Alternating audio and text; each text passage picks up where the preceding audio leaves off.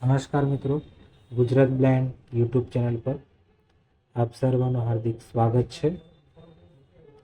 તો મિત્રો, આપણે મહાવીર સ્વામીના ઉપદેશોના સાર આપણે સમજી રહ્યા છીએ.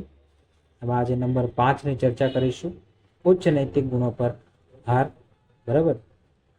તો મહાવીર સ્વામીએ સદાચાર, પવિત્ર જીવન, જનસેવા, સ્વાર્થ ત્યાગ, બરોબર,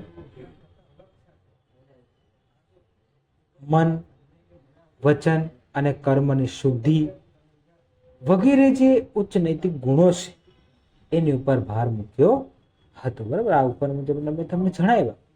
આ જે ગુણો છે એ કેવા ગુણો છે? ઉચ્ચ નૈતિક ગુણો છે. અને આ ગુણો પર કોને ભાર મૂક્યો હતો? મહાવીર સ્વામીએ ભાર મૂક્યો હતો. તેમને અહિંસા, ગુરુ વડીલોનું સન્માન કરવું, દાન, દયા, પશુ પ્રત્યે હિંસા ના કરવી, બરાબર, તેમજ ક્ષમા, બરાબર, વગેરે જે ગુણો છે એનું પાલન કરવા માટે એમને લોકોને અનુરોધ કર્યો હતો. બરાબર, કે આ બધાનું તમારે પાલન કરવું જોઈએ. વડીલનું સન્માન કરવું જોઈએ, ગુરુનું સન્માન કરવું જોઈએ, અહિંસા વાપરવી જોઈએ. બરાબર. એટલે આ જે ગુણો છે આ બધાનું પાલન તમારે કરવું જોઈએ. આવું કોણ કહેતા હતા? મહાવીર સ્વામી દ્વારા આવું કહેવામાં આવ્યું હતું. બરાબર. હવે તેમને દાન, દયા એટલે પ્રાણી પ્રત્યે દયા એ વાત મેં તમને કરી. આ ઉપરાંત એમને જે ગુણો આપણને આચરવા માટે કીધા છે એમાં સત્કર્મોનો સમાવેશ થાય છે, બરાબર, તેમજ ઉદારતાનો સમાવેશ થાય છે, સારા માર્ગે ધનની પ્રાપ્તિ, આ ગુણોનો પણ સમાવેશ થાય છે. એટલે આ બધા જે ગુણો છે આ બધાનો એમને પાલન કરવા માટે દરેક જનમાનસને અનુરોધ કર્યો. મહાવીર સ્વામીએ પ્રાણી પ્રત્યે હિંસા ન કરવાની, તેમજ મૂંગા જીવોને યજ્ઞ વખતે એમનું બલિદાન ન આપવાની, તેમજ પશુ હિંસાની વગેરે જે બાબતો છે આ બાબતોથી દૂર રહેવા માટે તેમને તેમના અનુયાયીઓને સલાહ આપી હતી. બરાબર. સાથોસાથ એમ કહેવાય છે કે તેમને કહ્યું હતું કે જો તમે પવિત્ર અને નૈતિક જીવન જીવશો તો તમને સુખ મળશે, પરંતુ તમે અપવિત્ર અને અનૈતિક જીવન જીવતા હશો, એટલે અપવિત્ર અને અનૈતિક જીવન જીવતા હશો, તમારે દુઃખ સહન કરવાનો વારો આવી શકે છે. બરાબર.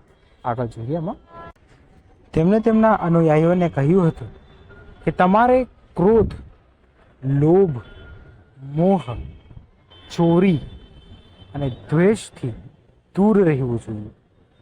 બરાબર. હવે તમારે દૂર રહેવાનું એવું એમના સંબોધનમાં મહાવીર સ્વામીએ કીધું હતું. બરાબર. એમના અનુયાયીઓને. બરાબર. એટલે આપણને લાગુ પડે પાછું આપણે બી આપણે ખરેખર દૂર રહેવું જોઈએ. કોઈ બી વસ્તુની અતિ કરતાં આપણે લોભ કરીએ તો પછી આપણે પછતાવાનો વારો આવે. બરાબર. સાથોસાથ મહાવીર સ્વામીએ સરસ મજાની એક વાત એમને કરી કે પાપને મારો, પાપીને નહીં. બરાબર. જે મનુષ્ય છે એના અંદરના પાપને મારો એવું મહાવીર સ્વામીએ કહ્યું. પાપીને નહીં, જેને પાપ કર્યો છે એને નથી મારો, પણ એના અંદરનો જે પાપ છે એને મારો. બરાબર. આગળ વાત કરીએ મિત્રો, આગળ આપણે મુદ્દો ચલાવી રહ્યા છે એમાં. હવે મિત્રો, મહાવીર સ્વામીના આ પ્રયત્નોના લીધે સદાચારનું ધોરણ ઊંચું ગયું હતું. બરાબર.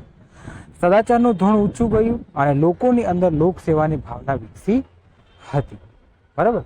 અને લોકો એકબીજાની મદદે આગળ આવ્યા હતા. બરાબર. અને આ ફક્ત મહાવીર સ્વામીના પ્રયત્નોના લીધે થયું હતું. બરાબર. હવે છે નંબર 6. બરાબર.